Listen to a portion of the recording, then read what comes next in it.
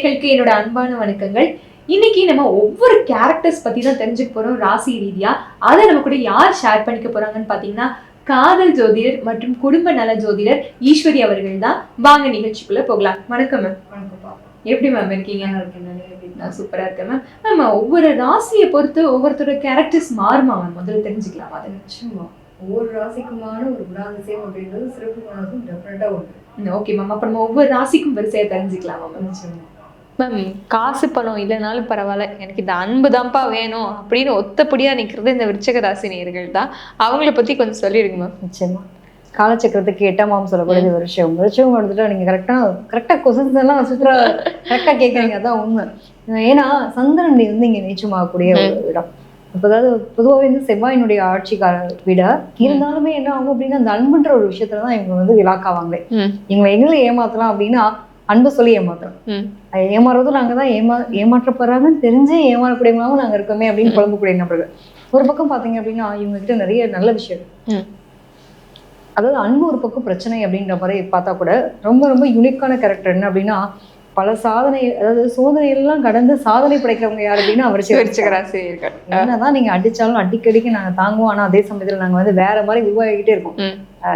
அடிக்கிறீங்களா 1 2 நின்றுட்டே இருப்பாங்க. வச்சு திருப்பி பதம் கொடுப்பாங்க பாருங்களேன். ரிவெஞ்ச் கொடுக்கறதும் இவங்கதான். வலிக்காம விடவும் மாட்டாங்க. அந்த அளவுக்கு இருப்பாங்க. கிட்டத்தட்ட இவங்களாம் ஆள் மனசுல என்ன இருக்குன்னே கண்டுபிடிக்கவே முடியாது. ஏன்னா நிறைய ரகசியங்கள் உள்ள பூட்டப்பட்ட நிலையில இருக்கக்கூடிய தன்மை இருக்கும். ஒருத்தவங்க மம்ம வச்சுட்டாங்க அப்படின்னா பதம் பார்க்காம விட மாட்டாங்க. அதாவது நாங்க ஸ்ட்ரெயிட் ஃபார்வர்டாவும் இருப்போம், உண்மையா இருப்போம், நேர்மையா இருப்போம். அதாவது பொதுவாகவே சொல்லுவாங்க விருச்சிகத்தை பார்த்து பயப்படாத ஆளே இருக்க முடியாது. என்ன காரணம்னா விருச்சிக ராசியா ஐயோ அப்படின்னுவாங்க. என்ன காரணம்? அவங்க கிட்ட வந்து அந்த உங்களுடைய வார்த்தைகள் வந்து கடினமான வார்த்தைகள் அள்ளி கொட்டிடுவாங்க. எனக்கு பின்னாடி போய் நடிக்கலாம் தெரியாது, நீ இப்படி பண்ணதானே, எதுக்கு பண்ண அப்படின்னு டேரக்டா கூட்டு கேட்டுருவாங்க. மூஞ்சி அடிச்ச மாதிரி எதா இருந்தாலும் நேருக்கு நேரம் வெட்டு 1 தொண்டு 2 தான். எப்பா சாமி இந்த பிள்ளைலாம் வாயாடி இதுட்டெல்லாம் பேச முடியுமா அப்படின்னு மத்தவங்க பயப்படும். அந்த பிள்ளைலாம் வச்சுக்க சாத்தே ரவுடிப்பா அப்படின்ற மாதிரி பேசுவாங்கல்ல. அந்த மாதிரி பையனா இருக்கட்டும் பொண்ணா இருக்கட்டும் அதை பார்த்து பயப்படுற மாதிரியான ஒரு சூழ்நிலை வெளியில இருக்கும். கண்டிப்பா அவங்க கிட்ட ஒரு குழந்தைமாங்க. புரிஞ்சுக்கிட்டவங்களுக்கு அவங்க தங்கம் பொக்கிசம், புரியாதவங்களுக்கு அது வேற மாதிரிதான் தெரியும். வெளியில தோற்றத்தை, அதாவது உள்ளுக்குள்ள மனசுல 1000 கவலை 1000 கஷ்டம் உள்ள வச்சுக்கிட்டு வெளியில பாத்தீங்கன்னா உனக்கு என்னம்மா மகாராணி உனக்கு என்ன அப்படின்ற மாதிரியான தோரணை அப்படின்றத கிரியேட் பண்ணுவாங்க. எந்த இடத்துலயும் நான் மனசுல எனக்கு இவ்வளவு கவலை இருக்கு கஷ்டம் இருக்குன்றத வெளிக்காட்டாத ஒரு தைரியம், தன்னம்பிக்கை, தன் மீதான அது அலாதியான ஒரு நம்பிக்கை, அதையும் வந்து ஒரு போராடக்கூடிய குணம் வந்து ஆற்றல் இவங்ககிட்ட இருந்துட்டே இருக்கும். உள்ள போய் அழுதுட்டு வருவாங்க. திடீர்னு பாத்தீங்கன்னா சிரிச்சுட்டு உட்காந்து பேசிட்டு இருப்பாங்க. என்ன அப்படின்னா அவ்வளவுதான். அந்த பாட்டு இந்த முடிச்சிருவாங்க. முடிஞ்சு இந்த இடத்துக்கு தகுந்த மாதிரி அந்த சூழ்நிலைக்கு தகுந்த மாதிரி தன்னை மாத்திக்கிறது. நேர்மையான ஆள். ஒரு வழி நடத்தணும் அப்படின்னா இவங்களை பார்த்து கத்துக்கலாம். ஒரு எப்படி ஒரு மிலிட்டரி ஆபீசர் எப்படி இருப்பாங்க இந்த மாதிரி ரூல்ஸ் அண்ட் ரெகுலேஷன்ஸ் போறதா இருக்கட்டும், பஞ்சுவாலிட்டியா இருக்கட்டும், தப்பு ஒண்ணும் இல்லை. இப்போ ஒன்னும் ஒரு ஃப்ரெண்ட் இருக்காங்க, விருச்சிக ராசியில பிறந்த ஒரு பெண் இருக்கா, உங்களுக்கு ஒரு ஃப்ரெண்ட் இருக்காங்க. வரேன்னு சொல்லிட்டேன், எனக்கு என்ன டைம், உனக்காக 1.5 மணி நேரம் காத்துட்டு கூப்பிட்டு கேள்வி கேட்பாங்க. அதுவும் பாத்தீங்கன்னா ஃபோக்கஸ்டு இவங்க மேலதான் இருக்கணும்னு எதிர்பார்ப்பாங்க. அதாவது லவ் பண்றாங்கன்னு வச்சுக்கோங்களேன், ஃபோக்கஸ் ஃபுல்லா அங்கதான்.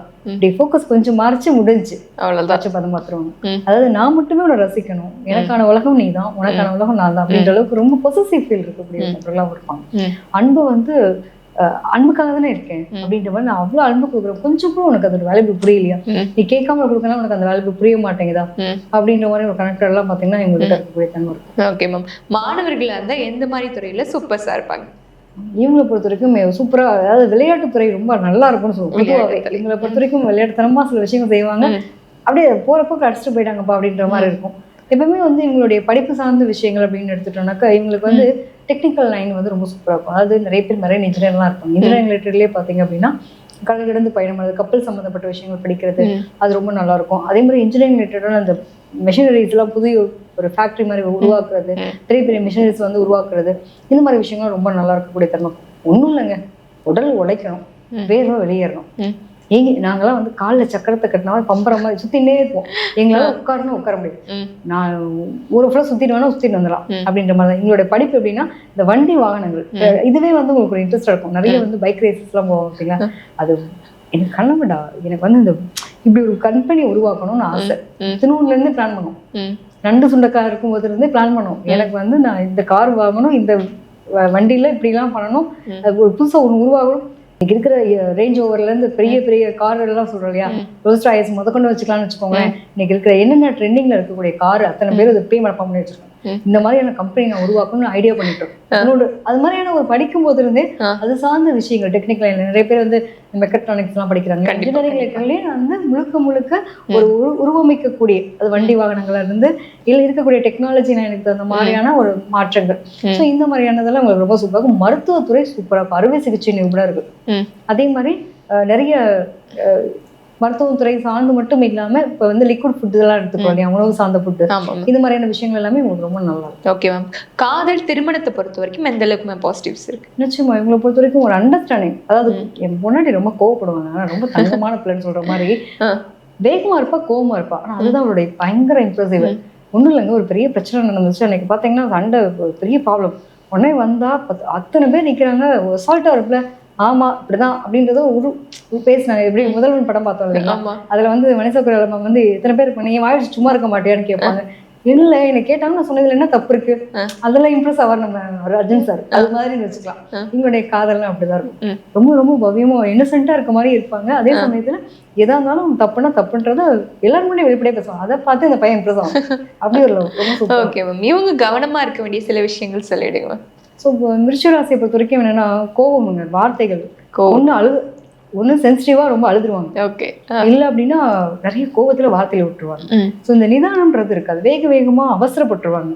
கொஞ்சம் எங்க பொறுமை நிதானத்தை கடைபிடிச்சாங்க அப்படின்னா ரொம்ப நல்லா இருக்கும். Okay ma'am. இவங்க எந்த மாதிரி தெய்வங்கள் வழிபாடு, உங்களோட ஃபேவரட் கலர்ஸ் என்னென்ன? நிச்சயமா இவங்களை பொறுத்த வரைக்கும் பிரத்யங்கரா தேவி வழிபாடு ரொம்ப சிறப்பு. அதாவது உக்ர தெய்வங்கள் காளின்னு சொல்லுவோம் இல்லையா, அந்த மாதிரி வழிபாடு ரொம்ப சிறப்பா இருக்கும். உக்ர தெய்வ வழிபாடு வாழ்க்கையில மாற்றத்தை ஏற்றது கொடுக்கும். அது மட்டும் இல்லாம இவங்க திருச்செந்தூர் முருகப்பெருமானை பிடிச்சிக்கிறது ரொம்ப சிறப்பு.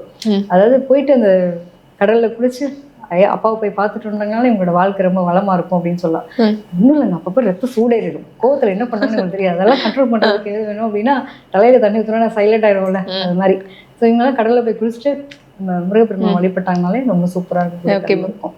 இவங்களோட கலர்ஸ் இவங்களை பொறுத்த வரைக்கும் பார்த்தீங்க அப்படின்னா ரெட் கலர், ரத்த சிவப்புன்னு சொல்ல முடியும். இந்த மாதிரி ரெட் கலர் ரொம்ப நல்லா இருக்கும். அதுதான் பிங்க் ரிலேட்டடான கலர்ஸ் யூஸ் பண்ணிட்டாங்க அப்படின்னா சூப்பராக இருக்கும். பாப்பா மேம் சொன்னது எனக்கு இந்த அளவுக்கு ஒத்து போகுதா அப்படின்னு நினைச்சீங்கன்னா மறக்காம கீழே கமெண்ட் பண்ணிடுங்க.